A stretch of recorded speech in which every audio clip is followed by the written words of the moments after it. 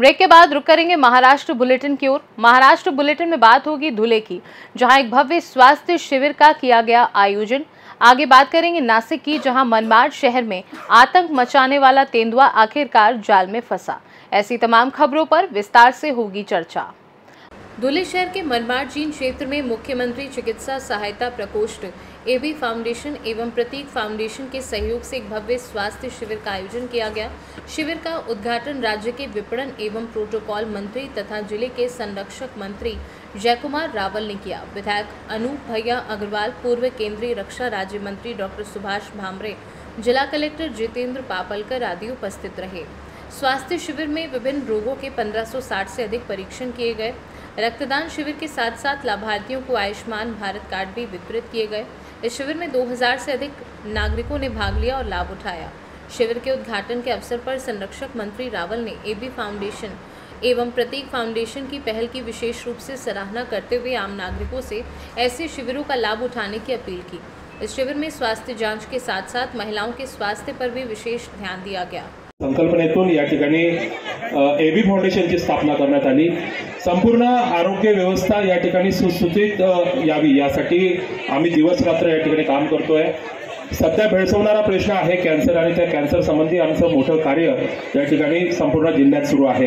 खास करून ज्या मायमावल्यांना कॅन्सरचा, ब्रेस्ट कॅन्सर असेल, गर्भाच्या याच्या गाठीचा कॅन्सर असेल, यासाठी विशेष अशी व्यवस्था या आरोग्य शिबिरात करण्यात आलेली आहे। या पद्धतीनं या ठिकाणी एबी फाउंडेशन काम करतंय की सकाळी 10 वाजेपासून ते दुपारी 3 वाजेपर्यंत एबी फाउंडेशनच्या कार्यालयात संपूर्ण ओपीडी, अतिशय ज्या रुग्णांना आर्थिक मदत लागत असेल त्यासोबतच ऑपरेशनची गरज असेल अशा रुग्णांची व्यवस्था करण्याचं काम एबी फाउंडेशन करतंय। च्या माध्यमातून एक चांगलं काम आपल्या सगळ्यांच्या शुभास्ते होतंय। त्या धुळे शहरामधले आणि जिल्ह्यामधले जे आमचे आरोग्य पीडित आमचे पेशंट्स आहेत त्यांच्या विविध जवळपास 1000-1200 वेगवेगळ्या तपासण्या, ज्यांना ज्या आजार आहेत सर्व 1560 वेगळ्या तपासण्या आणि त्या माध्यमातून जे आजारी असतील त्यांची तपासणी होऊन आपल्या धुळे जिल्ह्याच्या सरकारी हॉस्पिटलला, हिरे महावैद्यकीय महाविद्यालयाला तिथे पोहोचणार। त्याच्यानंतर मग मुंबईला गरज पडली तर मुंबईला, नाशिकला गरज पडली तर नाशिकला।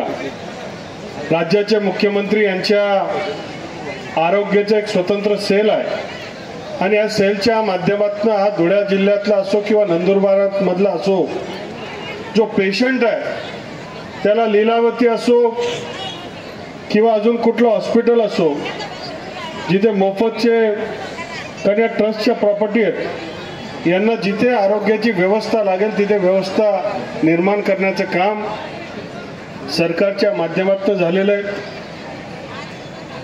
आमचे सगळ्यांचे ज्येष्ठ गिरीश भाऊ यांना देखील आरोग्यामध्ये यांनी देखील मोठं काम उभं केलंय आणि ते आरोग्याचा सगळा फायदा घेत, कारण ते मागच्या काळामध्ये मेडिकलचे मंत्री होते आणि मोठे मोठे शिबिर घेऊन त्यांनी जी व्यवस्था उभा केली त्या व्यवस्थेचा उपयोग घेऊन या सामान्य लोकांना न्याय कसा मिळू शकेल हा प्रयत्न आमच्या सगळ्यांचा आहे।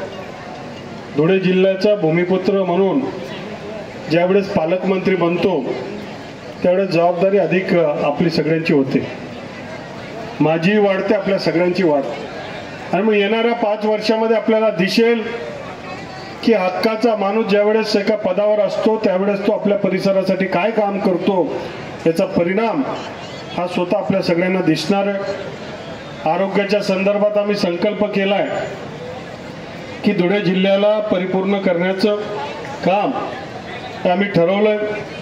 आरोग्यामधलं सिटी स्कॅन असेल, अजून काय जे काय मशीन्स असतील त्या सगळ्या आपल्या हिरे महाविद्यालयाला मिळाले पाहिजे।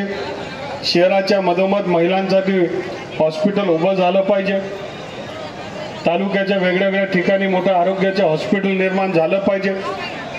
इकडे धुळे जिल्ह्यामध्ये हिरे महाविद्यालय आहे, खाजगीमध्ये अण्णासाहेब चुडामण पाटील महाविद्यालय, तिकडे अमरीशभाई त्यांचं एक मेडिकल कॉलेज निर्माण करतात आणि म्हणून एकंदरीत धुळे जिल्हा हा सक्षम जिल्हा। खरं तर धुळे जिल्हा ही रत्नांची खाण आहे आणि सोन्याच्या खाणमधनं तुम्ही ज्यावेळेस सोनं निघेल तर पूर्ण जगामध्ये या धुळे जिल्ह्याची महती आणि माहिती मिळेल आणि जगाचे लोक, देशाचे लोक या धुळे जिल्ह्यामध्ये इन्व्हेस्टमेंट करण्यासाठी, इथे व्यवसाय करण्यासाठी इथे येतील आणि इथले आमचे भूमिपुत्र आहेत यांच्या दोन हाताला काम मिळेल आणि त्यावेळेस धुळे जिल्ह्याचा विकास होणार। धुले से सी न्यूज़ संवाददाता नीलेश परदेशी की रिपोर्ट। धुले में पहली बार खानदेश कौम सम्मेलन सुबह 11 बजे होटल स्वर्ण स्पर्श में आयोजित किया गया।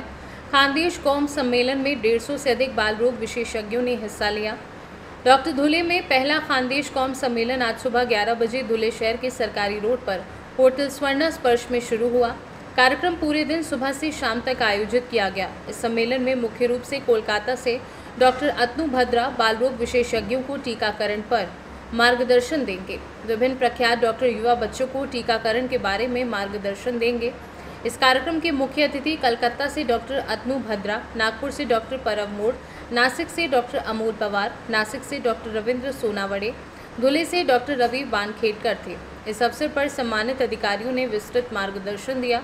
इस अवसर पर भारतीय बाल चिकित्सा अकादमी के अध्यक्ष डॉक्टर तुषार कनाडे, सचिव डॉक्टर दादाभाई पाटिल, कोषाध्यक्ष डॉक्टर अविनाश सेमदाने उपस्थित थे। ये सम्मेलन एआईपी के सभी पदाधिकारियों के सहयोग से आयोजित किया जा रहा है, ऐसा आयोजक शिशु रोग विशेषज्ञ डॉक्टर संजय जोशी ने बताया। सर नमस्कार, मी डॉक्टर संजय जोशी धुळे बालरोग तज्ञ संघटनेच्या तर्फे बोलत आहे। आपल्या संपूर्ण भारत देशामध्ये लहान मुलांच्या बाबतीत, त्यांच्या आरोग्याच्या बाबतीत जे काही निर्णय घेतले जातात किंवा जे काही नवीन शोध निबंध वगैरे होते येतात, त्याच्यासाठी संपूर्ण भारत देशामध्ये बालरोग तज्ञांची एक संघटना कार्यरत असते। तिचं नाव आहे इंडियन अकॅडमी ऑफ पेडियाट्रिक्स आणि ह्या इंडियन अकॅडमी ऑफ पेडियाट्रिक्सची जी महाराष्ट्र शाखा आहे, त्याला आम्ही महाआयपी म्हणतो, त्याच्यातर्फे आपण दोन दिवस आता आज आणि उद्या एक चर्चासत्र आणि एक परिषद आयोजित केलेली आहे। ही जी परिषद आणि ही चर्चासत्र आहे याच्यामध्ये बाहेर गावातून बरेच तज्ञ डॉक्टर येणार आहेत, जसे की मुंबईतून येणार आहेत, कोल्हापूर, नागपूर, पुणे आणि अशा बऱ्याच औरंगाबाद इकडचे बरेच तज्ञ डॉक्टर येणार आहेत आणि ह्या तज्ञ डॉक्टरांच्या तर्फे आपल्याला मार्गदर्शन होणार आहे। ह्या मार्गदर्शनामध्ये अनेक विषय चर्चिले जाणार आहेत, जसे की आज ह्या परिषदेचा पहिला दिवस आहे आणि परिषदेला आपण बघत असाल की बरेच आपल्या खानदेशातील सगळे डॉक्टर आलेले आहेत। मुख्य फायदा आपल्या खानदेशातील डॉक्टरांचा किंवा बालरोग तज्ञांचा असा आहे की नवीन नवीन ज्या गोष्टी आपल्या शास्त्रामध्ये येत असतात त्याची माहिती आपल्याला मिळेल आणि हा विशेष आपण सगळ्या खानदेशातील म्हणजे धुळे, जळगाव, नंदुरबार, नाशिक येथील ज्या बालरोग तज्ञांचे आयोजित केलं आहे, म्हणून याला आम्ही खानदेशकॉन असं या परिषदेला नाव दिलेलं आहे। या परिषदेमध्ये आजच्या पहिल्या दिवशी सर्व प्रकारच्या लशी ज्या बालकांना दिल्या जातात त्या सर्व लशींवरती सविस्तर चर्चा होत आहे। आताही चर्चा चालू आहे। या चर्चेमध्ये प्रथम आम्ही BCG, पोलिओ, कावीळ, नंतर वेगवेगळ्या प्रकारचे नवीन निघालेले ट्रिपल, मेंदूज्वर या लशींचे फायदे, नवीन काय लशी आलेल्या आहेत, हे कसं द्यायचं आणि याच्या बालकांना काय फायदा होता याच्यावरती चर्चा आता चालू आहे। आज ही चर्चा संध्याकाळपर्यंत चालू होणार आहे। ह्या चर्चेचा फायदा घेण्यासाठी जवळजवळ आता 100 ते 150 बालरोग तज्ञ उपस्थित आलेले आहेत आणि याच्यानंतर उद्याचा जो कार्यक्रम आहे त्या उद्याच्या कार्यक्रमामध्ये आणखीन काही विषय चर्चिले जातील। विशेषतः ह्या चर्चेमध्ये लहान मुलांमध्ये स्थूलपणा, लहान मुलांमधील गर्भाशय, लहान मुलांमधील कावीळ इत्यादी आजारांवरती सविस्तर चर्चा उद्या होणार आहे। उद्या पण सकाळी 8 वाजता सुरू झालेली परिषद संध्याकाळी 6 वाजेपर्यंत चालेल। ह्या परिषदेसाठी महत्त्वाची गोष्ट म्हणजे आम्हाला आमचे जे महाराष्ट्र IIPचे president doctor Pakmode sir, doctor Amol Pawar sir आणि doctor Sonawane sir, Ravindra Sonawane sir यांच्याबरोबर आमच्या नॅशनल IIPचे treasurer doctor Atanu Bhadra sir हे सर्व उपस्थित राहून त्यांच्या सहकार्यानेच ही परिषद आम्ही घेतलेली आहे आणि मला आशा आहे की या परिषदेचा आम्हाला सर्व बालकांना खूप फायदा होईल आणि जेणेकरून आपल्या खानदेशातील बालकांच्या आरोग्यासाठी ही परिषद फार महत्त्वाची ठरेल। धुले से सी न्यूज़ संवाददाता नीलेश परदेशी की रिपोर्ट। आखिरकार रात में तेंदुआ कैद हो गया, पिंजरे में फंस गया, उन्हें नासिक ले जाया जा रहा है, फिर चेकअप होंगे। नागरिकों की सांसें अटक गई। अब चिंता करने की जरूरत नहीं, तेंदुआ शुक्रवार रात से मनमाड़ के आईयूडीपी इलाके में पांचन नदी के किनारे भगवान वाल्मीकि स्टेडियम से सटे गुरुद्वारे के गन्ने के खेत में छिपा हुआ था। वन विभाग ने शनिवार दोपहर वहां पिंजरा लगा दिया, फिर वह बाहर आ गया और पिंजरे में बंद हो गया।